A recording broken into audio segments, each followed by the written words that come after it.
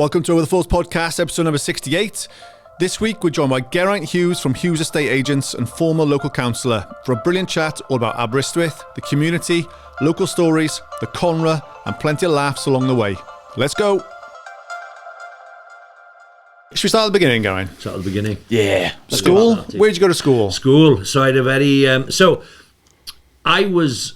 And not a lot of people know this. I was born in Ceredigion. Okay. So... but my parents moved to Aberystwyth when I was probably 18 months, 2 years to the wine. And then, Ysgol Gymraeg Aberystwyth. Oh, okay. And, it was good times. I mean, my parents worked hard and one thing or another. You know, we went the wealthiest of families, and all my clothes at that time came from the Army and Navy shop in Aberystwyth, and it's true to say that I was the only Japanese general in Ysgol Gymraeg Aberystwyth. That's not actually true, but no, Ysgol Gymraeg Aberystwyth, and what's odd about it, Aberystwyth is a cracking place. I mean, and I find this, the older I get, everything seems to do a full circle. You know, we all know the same people, but you never quite make the connection and one thing or another. And from an early age, I can remember very, very little of my childhood. I really, really happy childhood. Supportive parents, one thing or another. But, you know, if you asked me what I got up to when I was 7 or 8 years of age, I couldn't tell you.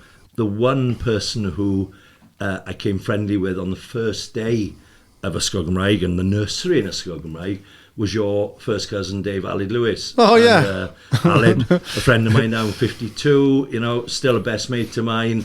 Sadly don't see him as often. He's down in Exeter now. Yeah, he is. He's godfather to my eldest daughter. But just goes to show time goes so quick. And it's strange because, and this is the other part of then this circle, my mother then worked in a clothes shop owned and run by your mother.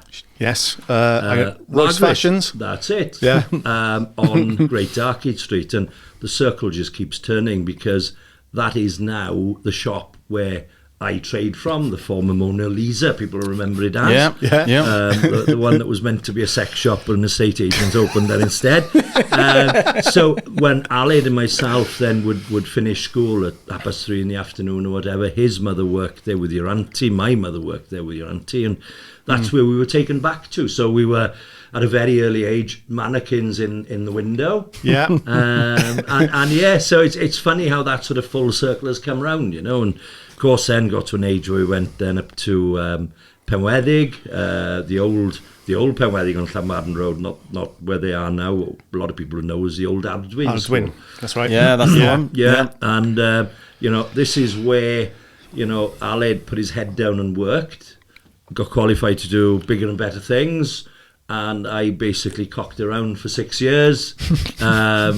Didn't return for my GCSE results, but was ushered up towards Coleg Ceredigion, where I was told I should do a BTEC in business and finance, and basically carried on messing around for 2 years. So very, very happy, educational, total waste of time. Yeah. Did end up in that very difficult university life, and a few hard knocks along the way, which haven't sort of held me back. Maybe have educated me better than if I'd gone to university. Who knows, isn't it? You know? So you didn't go to uni? Didn't go to university. No. The plan, what I'd like to have done, I'd always got an interest in property and auctioneering and one thing and another. So my plan, had I worked harder, would have been to go to someone like Cirencester and become a chartered surveyor. Yeah. And it was quite odd, really, when I was drawing towards the end of the 5th year with Penwedig, the year where you do your final GCSEs. My father was quite friendly and got a good working relationship with the guy who ran the original John Francis when it was a family firm. Yeah. And my father realised that was the sort of direction I wanted to go. So fair play to him, he got in touch with this guy called Bob Jones and spoke to him on the phone, and dropped me a letter. No such thing as email then. Dropped me a letter, tell me all about him. My father being my father, totally mistakenly wrote to Bob Jones saying that I just passed 12 A levels, A or A to C, but in reality what the expectation was I was actually going to sit 12 GCSEs, Okay.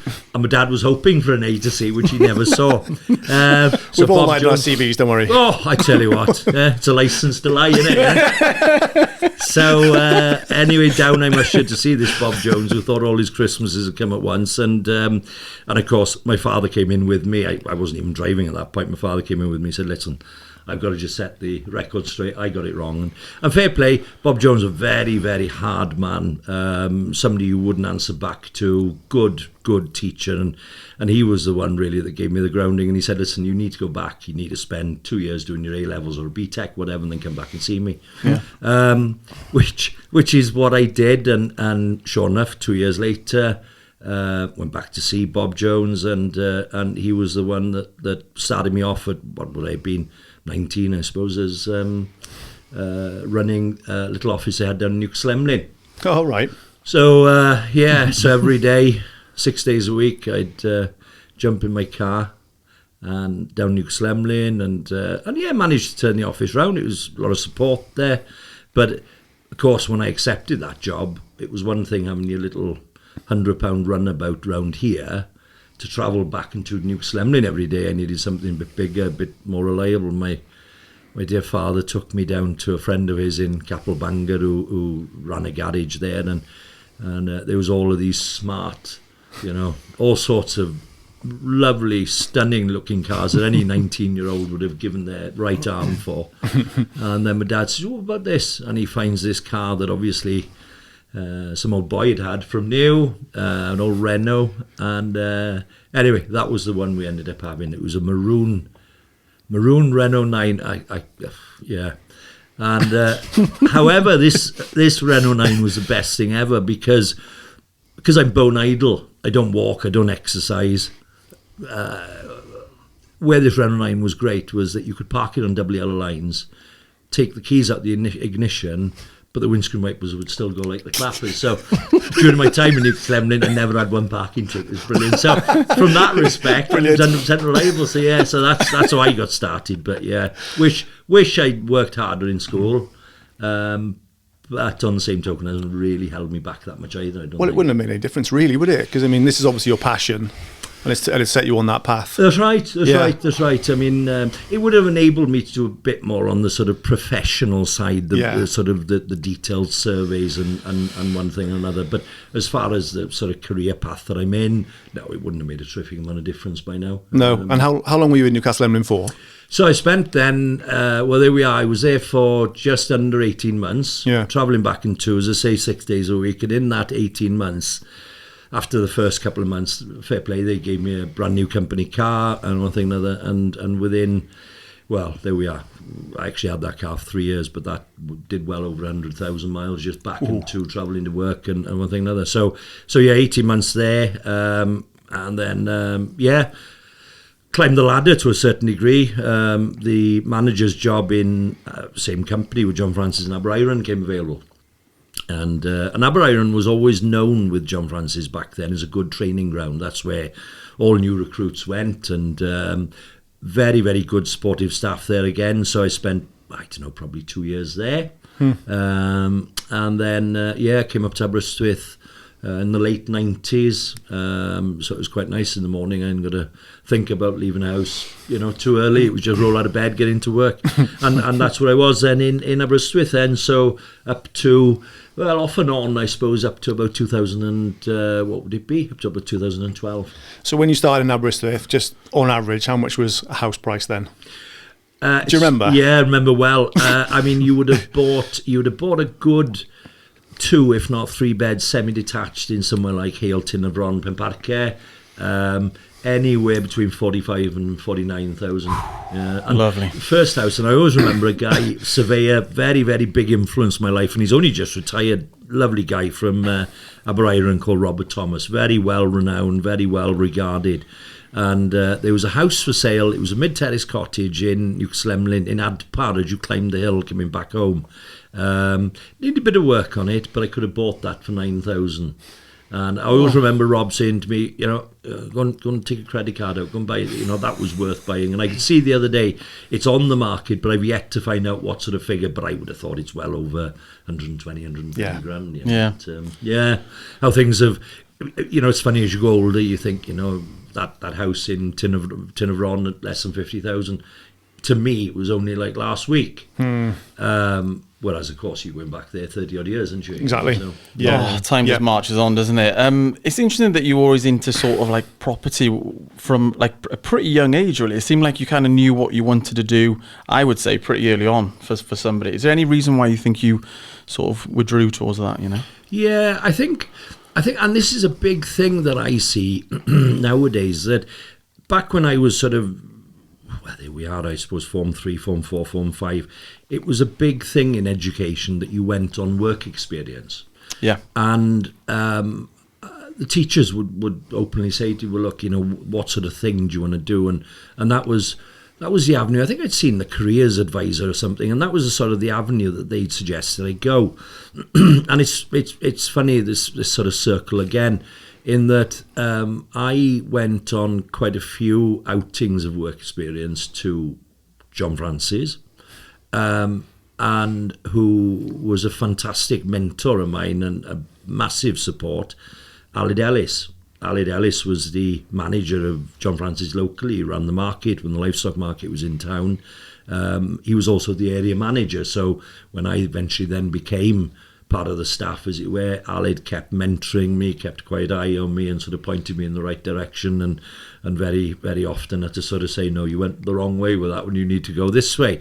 And I know that with Aled, if I was stuck today, even though we're competition, I know that it's only a case I pick the phone up or whatever, and Aled would be the first one to help, as would several others that I've dealt with who are now in competition. Yeah. It's a lovely thing with this area, that there is a genuine passion by people, both in business and individually, that want to see people succeed, want to support you. And like with this new company now that I haven't got a clue how to pronounce the name of, but people who are in direct competition, people who've got houses who I haven't, and I may have dealt with them in the past or whatever, but I haven't seen for a number of years, exceptionally supportive. It's good community, isn't it? Great. Oh, it's brilliant. It's brilliant. And we might touch upon it later on, but, I put myself forward as a county councillor. Yes. And got elected. Didn't last long. I did about sort of just over 12 months, which was probably about 9 or 10 months longer than Liz Truss did. So it's, it's nothing to be embarrassed about locally, is it? No. It's Llanfarian. Llanfarian. It was a Llanfarian ward there. Yeah. And yeah, I don't know where I was going with that one now, really. I think we're on that anyway. So you were there for 12 months. What did you enjoy and what didn't you enjoy about it? I think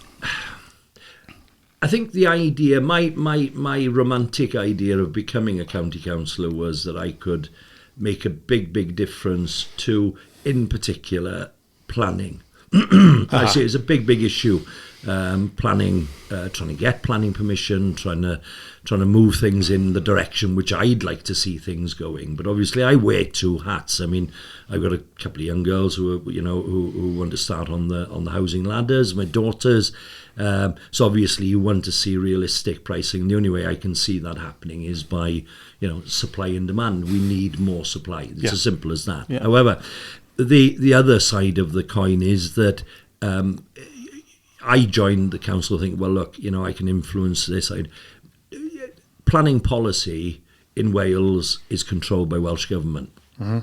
There's a thing called the Local Development Plan, which in itself isn't a bad thing. It gives clear direction as to which way Welsh Government, the local authority, want to see things going. It's quite restrictive, and unfortunately, there isn't much room to deviate away from planning policy, and therefore, you can make a difference being county council in other ways, but my main interest was in that planning side of it. But is it outdated? Is it outdated? I think, like everything else, it needs updating. Yeah. I think there's lots of it that I think lots of it are very, very good. The one thing I struggle with the local development plan is that this phrase sustainable development, which is to see residential, I'm talking about mainly here, more developments in villages which have got great infrastructure networks, which have got facilities, which have got regular bus services. Big one now is cycle paths, and one thing another into Aberystwyth.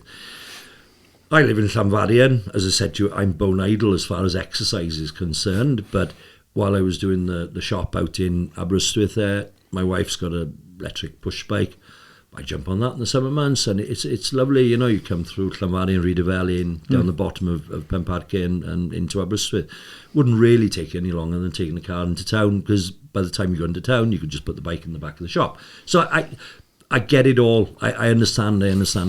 But then I see also a lot of our very, very talented youngsters heading south towards places like Cardiff, and further afield, getting good jobs and one thing and another. And I'm not saying that solely because of the shortage of housing in this area, but I think the cost of housing, the lack of any massive careers in this area, I think that, the whole package just send them away. So I haven't got the answer to it. I mean, it's easy enough, and another thing, you can deviate onto social media and one thing and another. And what I have seen, and the experience that I did have during that 12 months as a county councillor, is you appreciate that how hard council staff of all levels across the board work, and how fortunate we are to be in somewhere like Aberystwyth and Ceredigion. It's easy enough, you go on the social media, it's easy enough for anybody to bash working from home. Yep.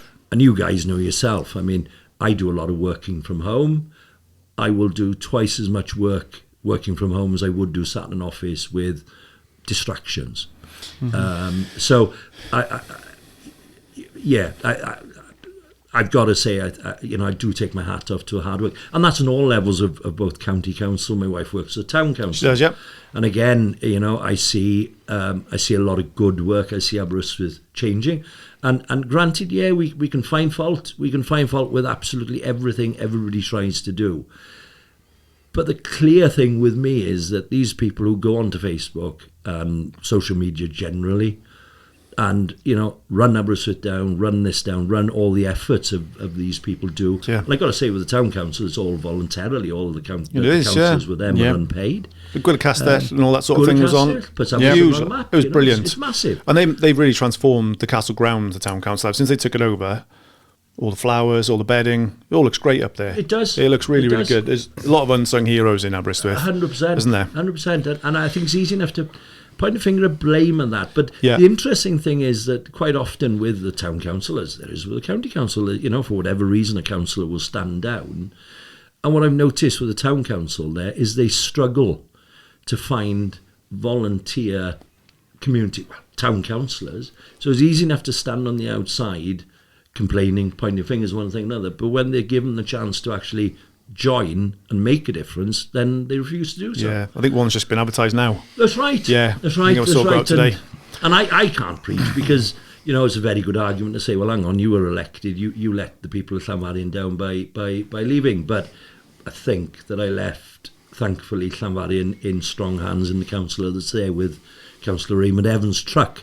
Oh yeah, who again works very hard, as a lot of these county councillors do. And again, you can find fault. I can find fault with county councillors when I don't get my own way, or when something happens that I don't really want to see. But it's democracy we live in, and ultimately these people are there to represent us. So I think we just got to get behind them and support them. We've got to work together, haven't we? Yeah, we do. It's so difficult. You're right. It's so easy just to become like. There's so many trolls out there, and they've got all these negative things to say. And really, do they have anything really constructive or anything other than a viable option? I think they just want to bash people. They just want to trash something. They don't want to give anything positive away. They just want to nitpick and put loads of negative spins on things. Do you know what I mean? And I think, and I've said it before, I think I've got to commend you guys for what you do, because I think you keep a lot of us, a plain, clear train of thought on through all of this. And I think that the social media, I mean, if it wasn't for the need to be on social media through work, I'd be coming off it because it's a bad news place. Oh, it's it's horrible. not good for your mental health. Not at I all. think that's the number one thing that it's like really bad for. But you're right. Yeah, I guess it's really good for maybe connecting with people if they live abroad. I think that's one good thing. Or if It's a free business. marketing, isn't it? Yeah, No, it's business is That's good. the thing. Yeah. It's fantastic. perfect for businesses. Yeah, yeah. But you're right, it's addictive. You end up comparing yourself. I bet you're looking at other businesses in town, see how they're doing. Are you? I don't bother. Okay. I know they do it with me, but Well, no, I know. No, I think we all do. But I it's think we all quite do. hard not to, isn't it? It's like, Very oh, different. right, oh, they got that one, have they? And it's just, you just can't help yourself. That's right. That's right. Yeah, it's there, and oh. it's you know, it's quite interesting. I don't spend a lot of time on social media, what have you. I spend too much time on the phone talking to people, but there we are, as part of it. Yeah. But at the end of the week, with these phones nowadays, they'll give you some sort of breakdown of the amount of screen time. It's awful. That is Frightening. awful. It's a real eye opener, isn't it? Well, we is. met is. a student a little while ago, and we asked her to have a look to see how much time she was spending on her phone, because she didn't realise there was like an app on there in the background. What was it? The day before, she'd done 15 hours on the phone. Gee, On her screen, just on her screen time. And her Yeah, yeah. average was 12 or 13. And I day. was thinking, I don't really understand how that's possible. How I was it could thinking be. to myself, Yeah. like, Yeah. But I'm But not. it- I'm not. I'm trying not to judge. I'm sure everybody's time is more than what you want it to be. Of course. Yeah. Of course. Do you know of what I course. mean? And it's just, I look at my own and think, whew, that's not good. No. No, not good. it's frightening, really, when you break it down. But there we are. Yeah, you can't not part be of on the it as job well for when you, you're a though, isn't business. And I think life generally, you can't overanalyze things. You've just got to accept things for what they are sometimes and move on and do your own thing, haven't you? You know, Oh, it's- you've got to. yeah. So that's about the background of it all. And but as I say, I think from we are so lucky living where we live. Having seen what's going on in the rest of the world and everything else, we're very shielded from it here in Aberystwyth. And We are Hugely really sheltered. sheltered. Yeah, sheltered, definitely. That's Sheltered. the word. In a nice safe. way, though, I think. It's safe as well. is. And people always say, oh, it's an absolute nightmare to get to. And I said, that's a good thing. Yeah, that's right. Yeah. That's right. I wouldn't want an M4 coming from here to Carmarthen. I wouldn't want a motorway. No. It just keeps it nice and safe, nice and local, That's right. nice community. Yes, and and- I'd like to keep it that way if I can. Yeah, You know? yeah, I agree with you. You know, It's annoying when we want to go on holiday, mind. I mean, as soon as they invent teleportation, I'm going to be there with the Straight money away. waiting. it did take me an hour and 15 minutes to get to Carmarthen last week. Did he really? Hour and 15, 20 mile an hour limits. It's strange, my father-in-law was never been a fast road driver. He would obey speed limits, and he would go to Carmarthen every Thursday to a livestock market there. And he'd tell you himself, you go back, probably into the mid-90s, early 2000s, you could do Carmarthen comfortably, 3/4 of an hour, 50 minutes, without going stupid, Lovely. don't think you can do it anymore. Easy Easy now. now. A quarter. Yeah. And I always find it, if we head into Cardiff for the weekend, it's fine. You just go with the flow, and then you hit the M4, you're away. Role reversal when you're coming home and all you want to do is get back. You get to Carmarthen and you feel might as well park up and walk. Just have a nap and then It's horrendous. sleep it off for a little bit. It's Isn't it? horrendous. And there's no good way of going, is there? But There's there not. we are. That keeps Ceredigion keeps us in this lovely place that we live. You got to take the rough with this. It's a little bit like the house prices. So as you said, it's true. Yeah. It's like a university town, beautiful seaside, but yeah, high prices. And you're right, the pool for jobs is obviously smaller than a city. So it is that difficult mix, isn't it? Yes. People want to come here. People want to retire here. It's a difficult mix, Yes. I can't understand like rental prices now as well. So I was looking recently. So let's say one bed flat. Correct me if I'm wrong. One bed flat in town, 750, 800 quid a month. That's without council tax. That's without bills. That's without whatever else they're paying, food, living. It's a huge amount of money, isn't it's it? horrendous. It's Isn't horrendous. it? I must be honest, I don't get overly involved with residential lettings for this simple reason, which is probably exactly the same reason why rental prices are so high.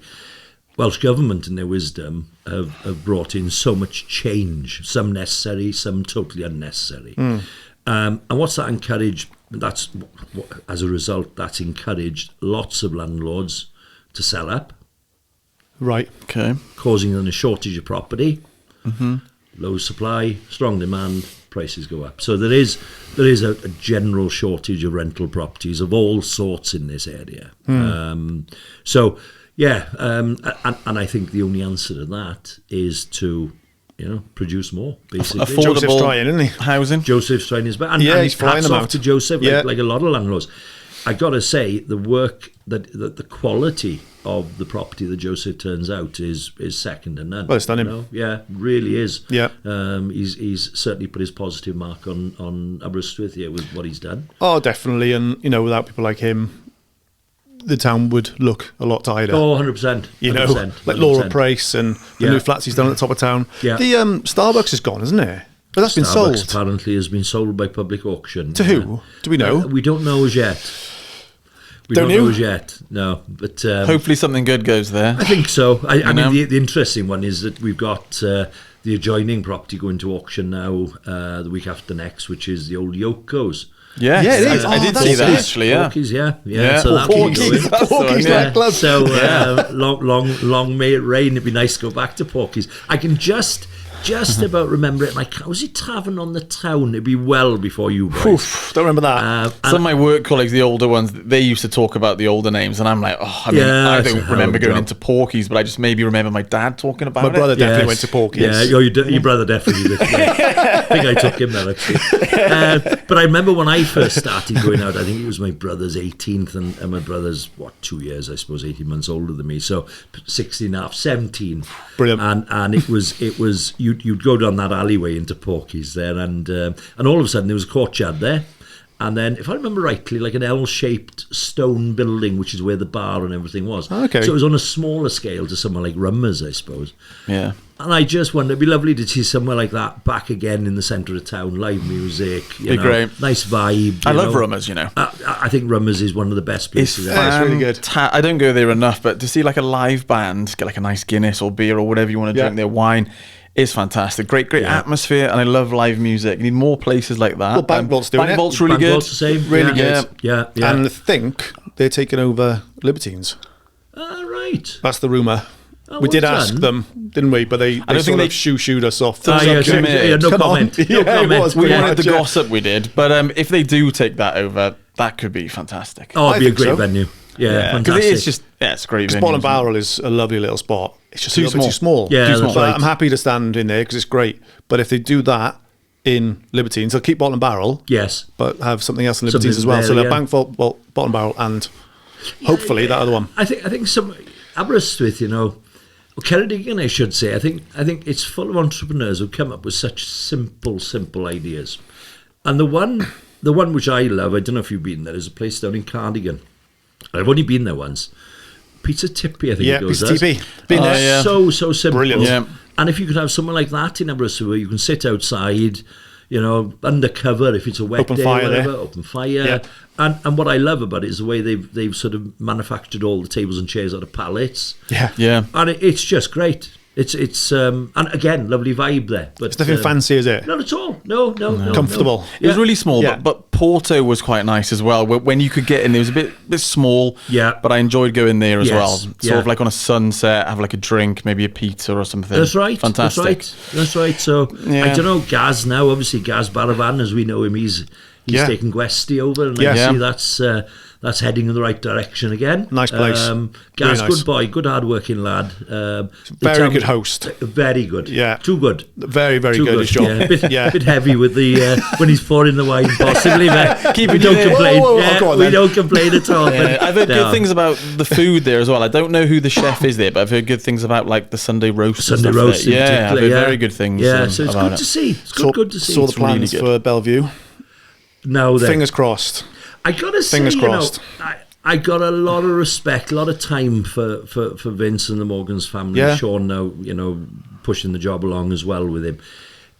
Going back to what I was saying earlier on about support of competition, as we were saying, in my break from property, or proper break from property, we obviously bought the Conrah. We were lucky; we managed to secure a loan to get on and buy it, and one thing and another.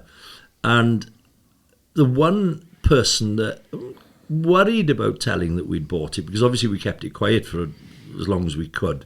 But the one person I was worried about offending over it is Vince, because Vince again is such a fantastic host down in Park Lodge there. I can hear him his laugh now. And I just felt as if almost you were betraying your friendship with Vince by. But I tell you what, nobody could have been more supportive than him. Him and Alison and as I say, Sean and the girls. And when the business was up and running, you know, we were short of this, or we'd run out of that, or we needed more cups because we had a wedding or a funeral or glasses or whatever it be. Absolutely no problem. He would be the first to have you back all the time, you know. And that just goes back to going, proving how lovely a place this is, you know. I think people genuinely want to see people getting on, you know. Genuinely do. So the Conrah then. Conrah. While we're on it. Conrah. That must have been a scary thing to buy a hotel. And it's a large hotel as well, wasn't it? Well, you know, the odd thing about it, so in the years that I'd spent previously, obviously I just don't deal with residential, I do a lot of commercial. And you'd go and see somebody who was thinking of selling a pub or renting a pub, a hotel, restaurant, whatever it was. And I'd always get talking and just say, well, you know, why? You know, why are you thinking about it? I want my life back. And those 4 words or whatever went out of my mind with the Conrah, because it really does. You've got to eat, live and breathe hospitality. And very, very quickly I realised what these guys were saying. You know, 18, 20-hour days. It took its toll. It certainly took its toll on my health in a massive, massive way. Honestly, I don't know why anybody do it. I really don't. It's hard work, mentally and physically. And you know, we were lucky. We had some fantastic staff and support up in the hotel there, who loved it. I think you've got to love it to want to do it. Definitely. Yeah. But God, I tell you what, never again. How long were you there for? What were we there? 6-7 years. It's a stint. It was long enough. It was long enough. You know, I enjoyed every minute of it. Don't get me wrong, but God, you know, I'm diabetic and you know, dependent on insulin and tablets and red wine and everything else that goes with it. Just to sustain Red wine's myself. good about Red it. wine's a good one. It's full of sugars. Red wine. I went to see the nurse. You know, when they first diagnosed me with red wine, it was you know, they go through the checklist, and I'll never forget the look on her face. She sat there and she had this computer screen in front of her, and she goes, do you smoke? And I said, yeah, unfortunately I do. How many? I said, well, a good 20. Meaning, today might be 22, tomorrow it might be 16. Yeah. And she went, a typical smoker. She said, that's 30 then. So she put 30 down in a little box on the computer. Oh, fine, okay. Do you drink? Yeah. She said, what do you drink? I said, red wine. And she went, you know, actually for a diabetic, that's not bad. So she said there's not a lot of sugar in red wine, so it's, you know, problem I think with diabetes is that things like if you go out and had a vodka and Coke, the vodka probably from a diabetic's perspective isn't bad for your diabetes, but the Coke obviously is because there's sugar in it. So fine. So she said, how much red wine? And this was, I gotta say, this was just about COVID time. So she went, how much? A bottle and a half. And she went on a little screen on the computer and looked at this chart, and she said, yeah, for a man of your age, height, weight, she said, don't drink any more in a week. And when I actually told her I meant it a night, it's sort of the look of disbelief. And she just said, you want to die, don't you? No. So, no, quite happy, thank you. But no, those words do sort of sit heavily. So yeah, you've just got to everything in moderation, isn't it? Yeah. So how do you manage that on a day-to-day basis then? Your diabetes. Yeah. I inject insulin. We're fortunate nowadays. They brought these sensors out that you know, even when I was diagnosed not that long ago, you'd have to sort of finger prick every day. You'd have to put a pin in your finger basically and take the readings that way. And I must be honest with you, I'm not into self-harm in any stretch of the imagination, and that was bad enough for me, thankfully. So anyway, the doctor then prescribed me with these discs, basically, that they stick on your inside your arm, and they link to your phone, and they'll keep a close eye on it. And every now and again, you've got to still finger prick, because that's the only 100% solid way of telling it. Because more recently, in the last couple of months, the NHS, or the doctors anyway, they wanted to try swapping over to a different type of sensor, which meant that I had 2 different sensors on at the same time. which in itself isn't an issue, but 2 different manufacturers. And the newer one has got an alarm on it if your blood falls below a certain level or your sugar levels below or above. And this new sensor, it was going spare one morning. And I looked at it and my blood was basically, I was almost dead. Oh, shit. I scanned the other one and that said my blood level was too high. So do you then inject yourself with insulin to bring your sugar down and rely on one, or do you not and start eating, sugary things to basically boost it, isn't it? Anyway, I listened to the one which I knew, and that was the right one, because sure enough, within about 2 hours, the new sensor then came up with a fault on it and one thing and another. So you've just got to use a bit of common sense with it as well. Just be careful. Makes sense. Yeah. But on a day-to-day, it's insulin, watch your blood levels, take a few tablets and one thing and another. Got to be careful with your diet, be careful what you're eating. I say I'm lazy with exercise. I'm not a jogger, put it like that. But I can walk. Yeah. Walk for a walk, and in the job I'm active as well. So you just got to be sensible. Yeah. It took me ages to work out what those discs were. I kept on seeing them years ago. I was like, what on earth are they? The and then I things. finally realised that it was because, obviously, I was used to seeing people on site, say like Derek Ford or something, and he would literally prick his finger and he'd have to do it like the old school way. And then now, with the technology, it's incredible. As long as it works, That's right. as long as it works and it's it's accurate, fine. then it's not too bad. Going back to that life in the Conrah just for a second, it's difficult, isn't it? You've got there's no sort of contrast between your relaxing time and your work time. You've just got the blurred lines, whereas it's almost like it's entirely work. I remember my auntie and my uncle, they ran the Georgeborough Hotel in Ponterwyd for about a good 10 years, it feels like, anyway. But you have to live and breathe it, don't you? Oh, it's 100%. It's like a 24-hour day, or when you're not sleeping, you are working. Yeah, that's right. Oh, it's get out of bed, hotel. It's come back from the hotel, bed.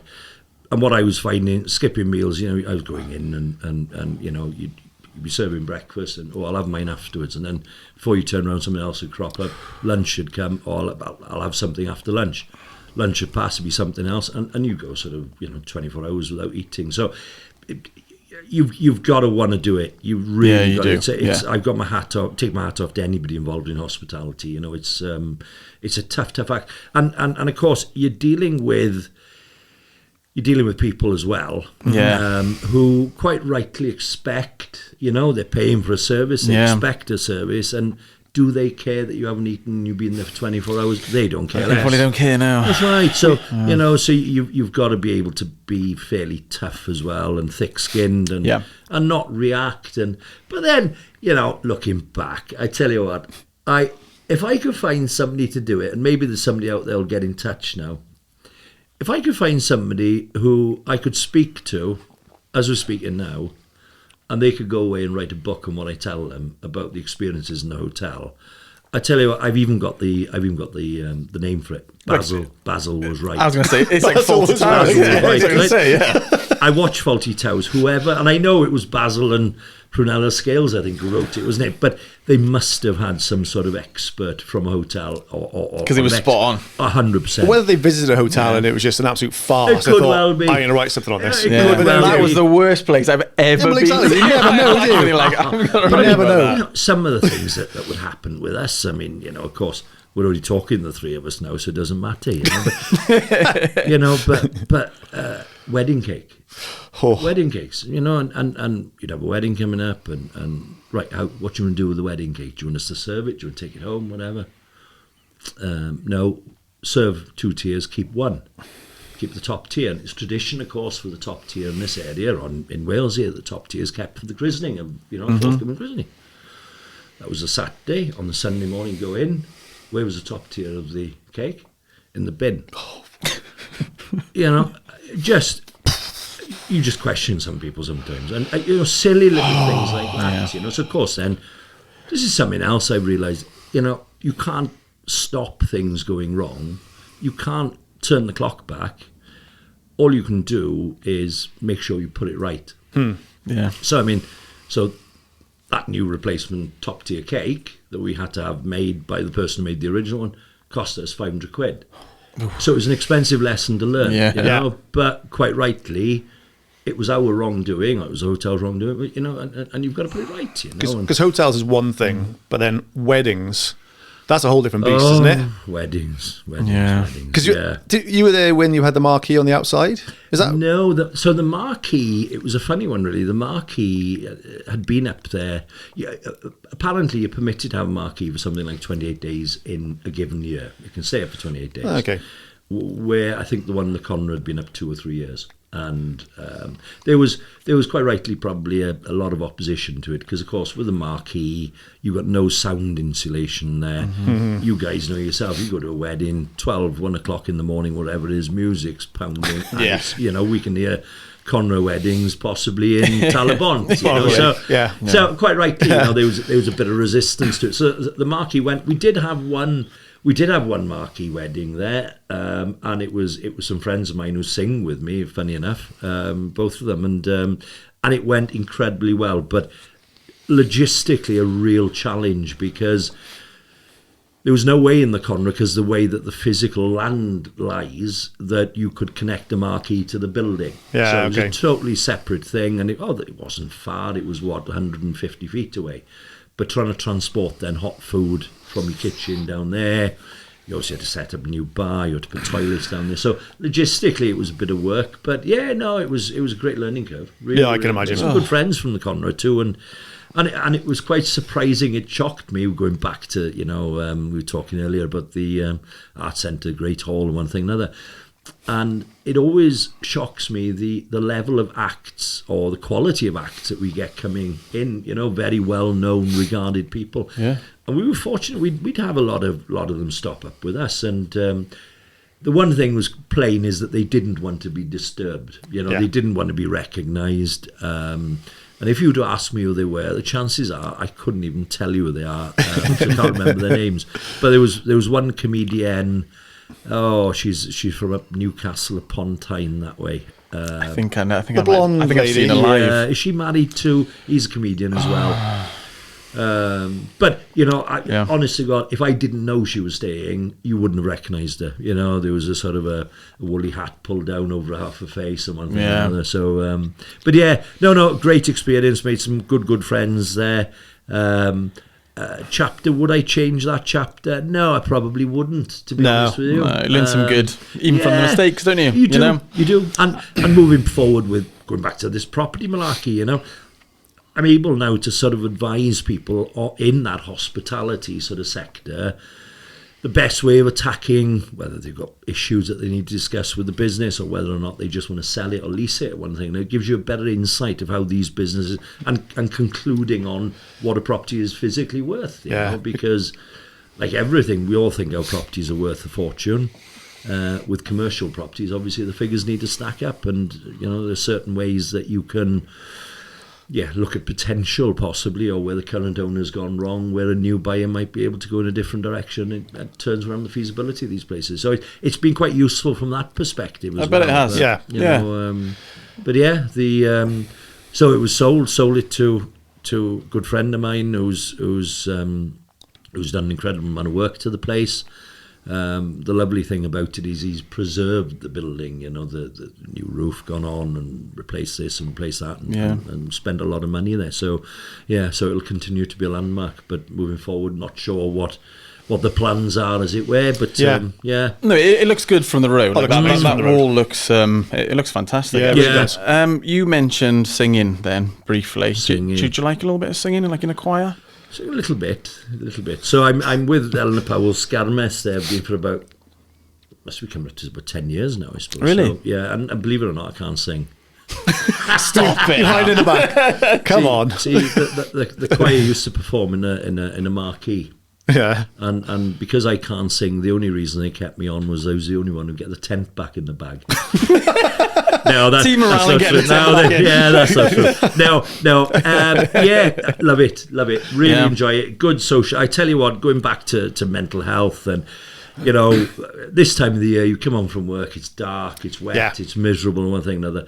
All you want to do is sit in front of the city, or on the city, in front of the television maybe, and just chill out, and the thought of having to go back out again, so, oh God, here we go. And I tell you what, within 5 minutes of going into that room, you see all your mates from the choir there, you have a bit of a sing-song, bit of a chat, one thing or another, and it's great. I bet it is good for morale. It's really good. Fantastic.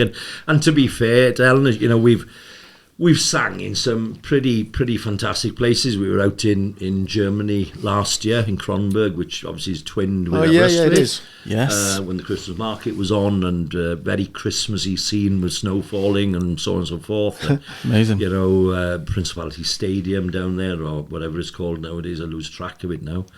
I think it is Principality still, is it? Is it still Principality? I can never I don't know. Do you know what? I don't know. No, it might not be. I don't know. I'm not gonna say. You know roughly what I am. And then, I think we sang down in Surrey this year in a British Airways a gig put on for British Airways staff, which was something. You know, Big Trib is again, that's something else to go on to, but something similar to the Big Tribute. But if you can imagine the Big Tribute, but with aeroplanes from all eras flying in and out consistently while you're singing on stage, that's exactly what it was like. It was That sounds good. Oh, unbelievable. So I think we're hopefully going back down again this year. Where was that, next sorry? week. That was down in Surrey. That was Surrey, okay. Last summer. So, you know, experiences that you would never dream of having. And, you know, Tottenham Hotspur, we sang there. I mean, this Surrey gig, we were sort of supporting. Now then, who sang that song? Top Loader. Oh, yeah. Yeah, Top Yes. Loader. What do they sing? Dancing in the Moonlight. Yes. It was. Yeah. That's it, which apparently wasn't their song. Which- So I'm told. Go on. I'm not sure who wrote it or sang it originally. Oh, so it was a cover. cover of it. I didn't know that. Yeah, I didn't realise that, but yeah. So you know, hey, little Geraint from Aberystwyth. You know, what's he doing down in Surrey? What's he doing in Germany? It's good. Good to have those hobbies, though, isn't it? Yeah. So it's a bit of an experience that, put it like Yeah. that. You know, so yeah, I'd advise anybody that, you know, just get involved. Something like that's brilliant. Yeah. Brilliant. And did a lot, you know, voluntary wise. I've done a lot over the years. Unfortunately, we folded it 2 years or 12 months ago, the round table. Yeah. Yes. Of course, you know, your dad and You know. so on were very strong round table in the day. But like a lot of these organisations now, unfortunately, it's the lack of people getting involved. I was going to say that it was meant to be for like sort of the younger, wasn't it? Up It was to meant to be age 35, capped, right? is Yeah, it it was 80. Well, it was up to 21 to 41. Sorry, That was initially. it. But then Yeah. most of the members were over 41 right. recently. So So, they pushed it because of this issue of getting new members in. Yeah. They pushed it up to, it became 45. And what we found was that ultimately there was 3 of us left. So there was myself, 46, Martin Samuel, Yeah. pretty Yeah. close to 46 at the time. yeah. And then we had Luke Baker then, who Luke could be, early, mid-30s by now. 38, 39 maybe? Yeah, Yeah. that's it. So strictly speaking, there was only one real member of Aberystwyth. And when we were putting and we'd worked hard over the years on this one, on the fireworks display in town here. And we were grateful to a lot of support came from previous members and families and friends and one thing that helped us put the event on. But it just got to the stage where we just couldn't do it, you know, we just didn't have the manpower. So thankfully, Ardal Aberystwyth, the younger Rotary, yeah. Rotarians Yes. took it on, Fair play to them. and they seem to be sustaining and moving forward in the right direction with it. And They did a great job down there. last week. Was The a good fireworks one, was wasn't it? brilliant. Yeah, Yeah, it was really good. good. It's a shame with Round Table because I got really good memories of my dad and all those boys doing some amazing fundraising events. Yes, Donkey yes. Derby. Remember Donkey Donkey Derby? Derby. Remember Yeah, that bad yeah, boy? yeah. The fireworks. But they fundraised to initially get the Castle Park. So that it was the Round Table who put the Castle Park, That's it. the funds to Yeah. put in towards that. I think I've actually got the plaque. Have I got the plaque? No, I haven't got the plaque. I think the plaque is still there. Oh, is Thinking it? About it. Yeah. Yeah. Thinking about it. It's in the by the toilet end, but I'm pretty sure it's still there. But yeah, you're right. It was Round Table that funded all these That's things. it. Yeah. How's so business then? Back to like modern day. Business. Yeah, You doing all right? It's all right. It's all Yeah. right. It's tough. I mean, the market is very, very tough. I mean, there's a shortage of property generally on the market. Yeah. Prices are expensive. Limited amount of buyers. Usual thing. Yeah. It's not helped. I mean, again, Welsh Government brought the second home premium in on not only council tax, but also on stamp duty.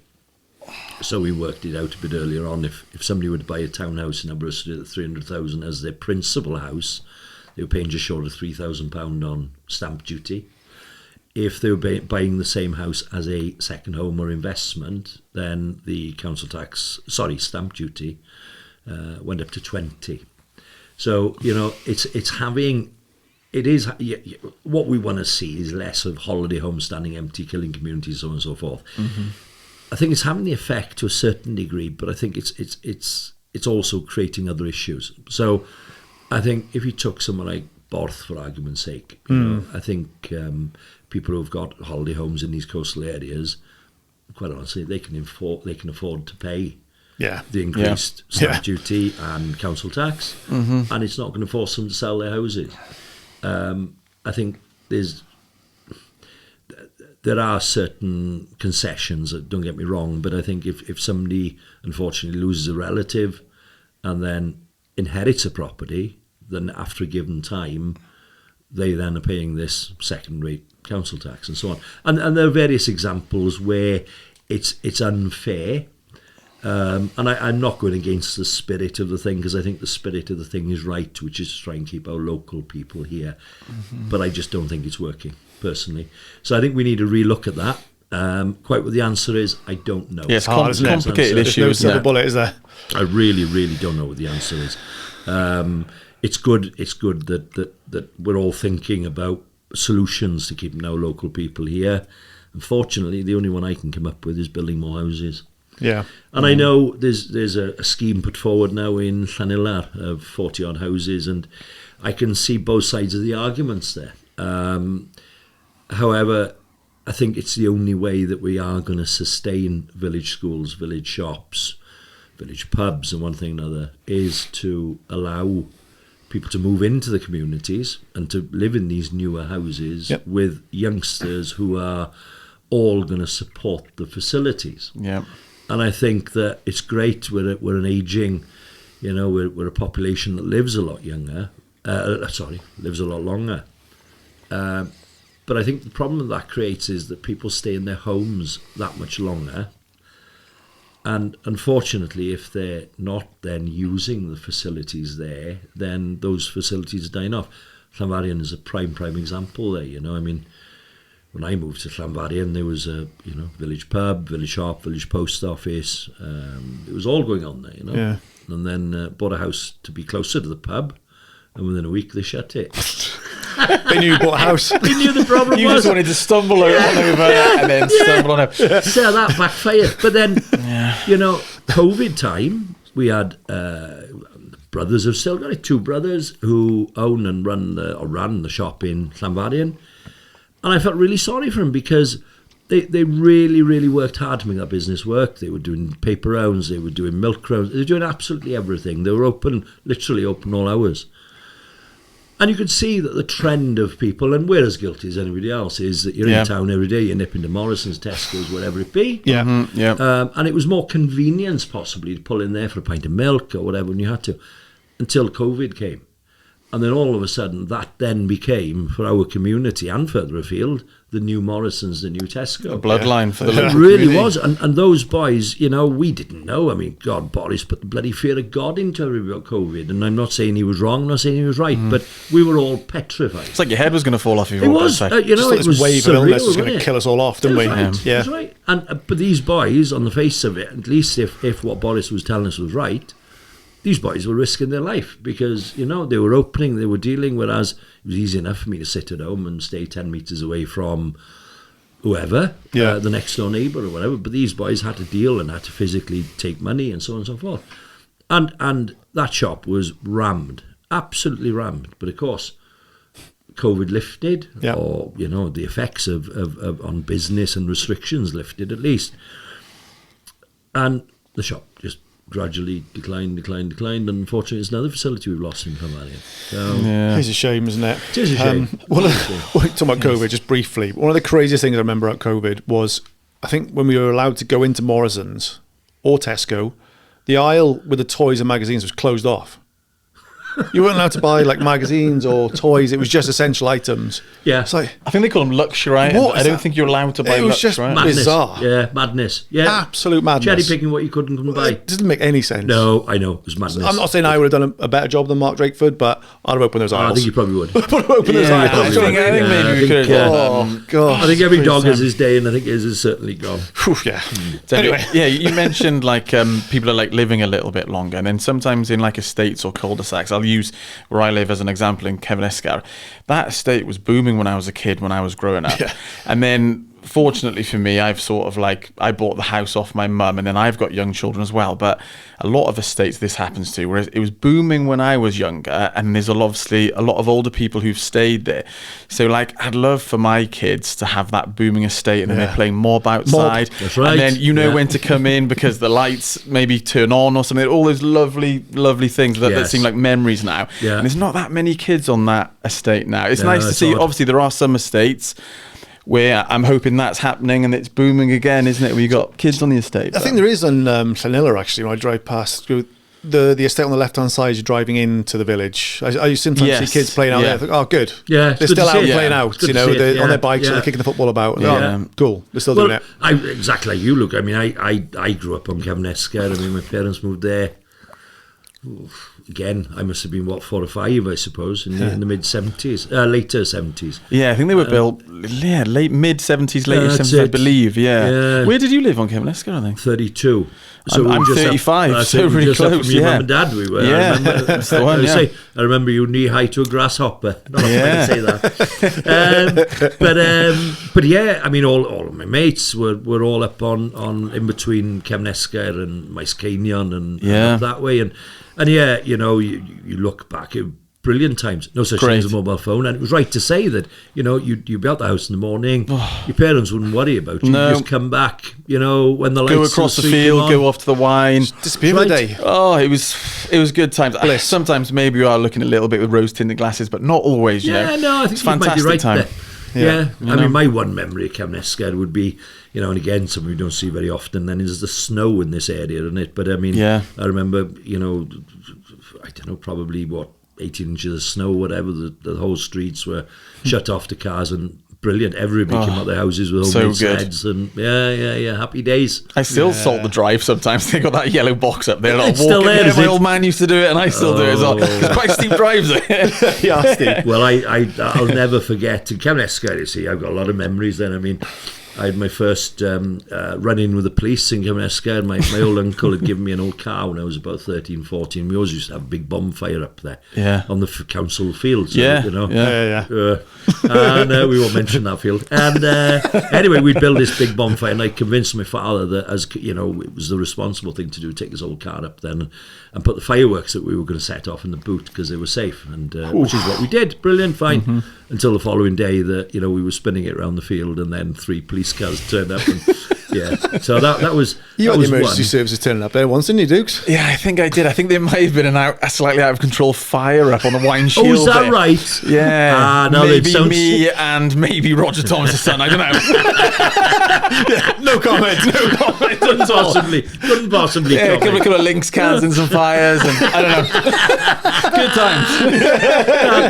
Happy days. Good Yeah. times. You don't do that stuff, will you? Not so far into growing stuff, up. but like, Yeah. exactly. I had You a know. lad there, he went from, he was in the army then, a chap called Hugh Davis, a bit older than me, and he had a skateboard, and I wasn't allowed to have a skateboard, quite rightly so too, and that little path going from by your house comes out opposite College Errigal. Further Ed. Yes, yeah. Oh, that one, yeah. Now you'll see at the bottom of that path there are 2 panels made out of sort of scaffolding tubes, if you like, to Yes, stop you. yep. You've got to wander through to stop That's people the on one. bikes coming straight down. Well, the reason that's there is that me and Hugh Davis thought it was a great idea for both of us to sit on this skateboard and go down that path. Didn't even think I was going to stop at the bottom. And thankfully for me, I fell off halfway down, and a few injuries, but nothing more than a plaster wooden sort. Whereas Hugh, actually, those panels went there and went, and as he hit the road, a car came up and went over his legs, and I know he Shit. broke one leg, if not both. Thankfully, it could have been a lot worse. Bloody hell. Flipping Could have been a heck, lot serious. worse than that. I mean, So a couple of that's- casts, you'll take that, wouldn't you? Every day, but he was God. incredibly lucky. But you know, Yeah. So that's my claim to fame. Probably, That's why probably a good thing that those polls are there. 100%. That's my claim to fame. I'll probably think about that every time I walk down there. Yeah, now then you know I know. I know every time now. I probably will. But think yeah, about that. no, happy days up there. It was a good place to grow up, and Really good. but you're right. You know, I mean, the Reynolds is now, they've just sold. Middle of the summer. They were there when we moved there. 2 kids. They've moved down now, but they'd be well into the 80s. My father moved from there. Unfortunately, lost my mother, but my father moved from there during COVID. Who else now? The Williams is next door to the Reynolds. That house has just been sold. So What is gradually, in Garfield and Menor? That's right. Yeah. I was good friends with Gareth, and then Mark was the younger brother. They were a lovely family as well. Yes. On Kevin Escar. Yeah, Really yeah. nice. Funny guy, Garfield. Character. I worked for a bit with the council, and I remember going to a cafe in Aberystwyth, and Garfield was sort of heading towards retirement, you know. And he said, "How are you getting on?" I said, "All right." I said, "Just find the pace a little bit slow for my liking, Garfield." "Don't you worry, you'll get used to it." And I thought I was winding him up, but no, he was winding me up. Good boy, Garfield. Yeah, but but again, no, Llanfaddian boy now. Yeah. Yeah, down in Oh, they're down there. Then. Yeah. God, I haven't seen them Good. in absolute years. But yeah, this was my point. I'm hoping that in the future it kind of just comes back around. But then I'm worried sometimes that they get priced out, the young families, isn't it? In locations like that and other locations. So you think like, oh, it'll come back around. But then the prices in those areas are high, aren't they? So like first time buyers, etc., with young kids. It's tough, isn't it? It is tough. I mean, I think, you've got a fantastic developer around here, Ian Jones, you know, and he's acquired that land just lower down to you. Yeah. So I think Ian will certainly put forward some quality houses there that is going to suit younger families. Yeah. But we just need more of it. Yeah, They were going to really build do. on, well, what I like to call like the Wine Shield. Anybody know what's happened to that? They did try to have planning permission, didn't they? It's gone really quiet in here all of a sudden. I don't know. I don't know. It's a funny one. Don't go there. It's a strange one. It's No, I'm not going to get drawn into that one. That's fair enough. It is a community. It's always been a community facility. But is it a village green? I don't know. know. That's some great football games up there back in the day. Didn't we? Yeah, It's some great football. Wine fantastic Shield. place. Yeah. So get a couple of horses up on the upper field There there when we were was. playing. Yeah, there was. Yeah, no, some good games. Yeah, Some good games. Okay. Good times. Should we? let's We're bring going it to right be on. talking all night here, couldn't we? So Yeah. we're going to go to Yes. some quick fires, okay? Yeah. All right, Just to finish okay. off. We did ask you. Well, I asked you before what your favourite film was. We can do that again if you You know want. what? I honestly haven't seen that film. Haven't you? No, not it's not on Netflix. So I'll have to borrow it off you, Dave. That's all right, mate. Yeah. Got the video in bed in a the big house. Well used. Yeah. Now then, That's the one. Do you have a favourite film apart from? you know what? Now then, this is going to sound really sad, right? There's nothing. I go to these houses nowadays. They've got tellies. They're 72 inches on the wall. And the one thing I just sort of look at it, I think it's lovely, yeah, but there's nothing to watch on the bloody thing, is Fair there? enough. You know? Yeah, fine. So I've all of a sudden found, older things on Netflix. Yeah. And it's really cheesy. Things like there was Days of Thunder on the other day. Oh, yeah. The Tom original Cruise. Top The Gun. Daytona, yeah. All of this Top Gun. type of thing. Oh. And you know what? They're of their day. They're of their era. But I tell you what, some of the shit on telly nowadays, they're 100 times better. Of course they're they are. entertaining, Yeah. So I got to say it's something along those lines. Really. Yeah, Maybe great. Days of Yeah, Thunder, Top great shout. Gun, Top Gun or whatever. Music then. Oh, no. What did I say last time? Adele, I think it was. He did. Wasn't Yeah. Or Music. what are you listening to at the moment, maybe? it? The funny thing, what you find this time of the year in particular, so we're now what? Are we 6 weeks off Christmas? So I know. come the week before Christmas, Scanmiss have a big do which raises a lot of money, to be fair, for Bronx Hospital. Brilliant. Grown from nothing from just before COVID and has grown to sell out. It's 1,000, 1,200 people, so it's brilliant, Right. And I got sort of two roles in that one. One is sort of try and compare it to a certain degree with keeping things clean and no dirty jokes. And that's something else. How do you manage that? That's something else. I mean, all right, I'm 52, and I remember the days of your Jim Davidsons and but on live stream television before the Watershed even, some of them. Whereas now, I've got to be honest, if you said to me who's your favourite, I haven't got one, a comedian. I just cannot think of anybody I find vaguely funny. I like what's his name? Sometimes they're online, aren't they? I think so. I don't think not always, but sometimes I'll see them even on. Yeah, it could be a podcast or it could be something Scottish else. one. With Frankie Boyle. Frankie Boyle. So we went to go see Frankie Boyle in the Arts Centre. So funny. There was a warning before we went to see Frankie Boyle. He said you can't get up to go and see the toilet to the toilet, and you can't heckle. So it was like, yeah, all right, well, this is gonna be boring, isn't it? But honestly, he was on it. He was really on it. I got what I paid for. Excellent. Oh yeah, I was well happy walking out of there. Yeah. There was a lot of offended people walking out of there. Yeah. But why go? Why go? But you know what I was saying earlier on? I'm sure that people nowadays go out their way to be offended at anything you say or infer. I think they do. It's gone. It's gone. I find I did an event in the football club the other week. I did an event in Teaglin. I've got to say, that's a place you want to go to. Oh, me and Catherine stayed there about 5 or 6 weeks ago. Did you really? Just for the night. Unbelievable place. Isn't Beautiful. It? I know Yestin who... Didn't pay your bill either, mate. Use your card. Put on the tab. Yeah. Put on the tab. I thought my bill was due. Oh, nice stay. Hang on, bottle of champagne. Lovely place. Oh, stunning. I've got to say, really, really nice job. They're looking to do a spa there in the next 2 years, I think. Are they? I think they're going to try it. Yeah, I think that'll be good because I stayed in a spa. I never stayed in a spa hotel the other day, and I tell you what, I checked in. I didn't mess around. I went straight in. I got myself a bottle of milk and some hobnobs out of the spa and some sauna. Yeah, lovely.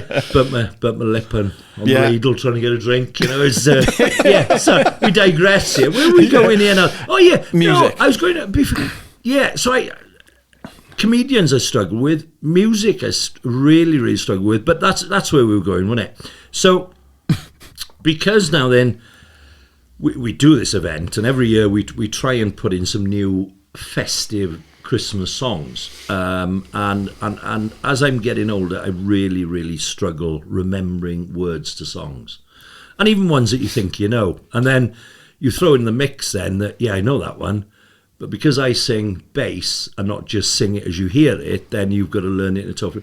So what you tend to find, and I struggle with this at the moment, I record on my phone all of the rehearsals. So that the plan is, and it works, that when you jump in the car, you play it on your phone through the CD play radio, whatever, in the car, and you pick it up, you know. Yeah. But as I get older, I'm finding it even more difficult. So this time of the year, I don't even listen to anything else apart from on repeat. You know. So you're trying to learn it for this Christmas. Trying to learn it all the time, you know, and I did go through a phase where the lyrics were all sellotaped to the dashboard of the car. But a certain Post-it notes everywhere. Well, a certain police officer didn't take too kindly to that when he pulled me in one day. But that's a different story. Is that in the Arts Centre then? That's the one at the Great Hall. And when is that? Yeah. So that's about the 20th, I think. It's the last weekend before Christmas. Great. And it's a really nice. You know, we have a good group of boys, maybe on a Monday. They come and sing their own things. And we've got, I've got to say, in Scanmesser, we've got some, watch this space, really, really good talent there. I think that's something else in that, but we tend to forget the talent that we've got, the talented people that we've got on the doorstep. Yeah. So let's hope some of that will move forward. We've got a couple of boys singing off in cruise ships and one thing and another. So brilliant. Some of them are back, and then there are other things happening. So yeah, but sorry, going back to favourite music. I think one of my all-time favourites, and again, show my age, is Queen. I never tire listening to Queen. Well, what a talent! Oh, brilliant! All of them as well, like Brian May and. What's your favourite Queen song? What would you have? I think it's got to be It's Kind of Magic, that one. You like that one? Yeah, that's got to be one of the ones. Who Wants to Live Forever is mine. Yeah. Do you know when they went to go and see Highlander because they were asked to write a song for it? They watched Highlander without any music and they wrote Who Wants to Live Forever in the limo on the way home. Is that right? Oh, dear. Such a good song. Just by the inspiration. Just got inspired by the film and wrote it. They were asked to write a song for it, but they wrote it after watching it. they've got quite a bit of them there that have, you know, that now forms, well, things that you wouldn't even expect that they did right, you know. Brilliant. But, Absolutely brilliant. But many years ago, they wrote the music to that. Everything I Do Is Driven By You, but I don't know what it goes as nowadays. But Okay. But Queen is one. I don't dislike, and it sounds a bit girly now, Take That. Oh, yeah. I think what amazed me would Take That. I went to see them on one of their tours. Progress, is it? Tour in Manchester. Okay. When they first got back together, was it? Yeah, when they got back together. And I was amazed by this in that they had 5 of them up on the top of the stadium roof, basically, in what transpired to be lit, or 4 of them were, in little lifts. That they, as they were singing the song, they gradually came down singing, you know, brilliant. Whereas our Robbie Williams there comes down head first on well, it wasn't even a zip wire, he was dangling down head first, carry on singing. It was just the spectacular way. I'd never been to a concert like that before, so I think probably that's really great. It's all a bit girly, isn't it? But, Good. That's good. Happy? Yeah. Happy? Brilliant. Thanks, Thank you, Geraint. guys.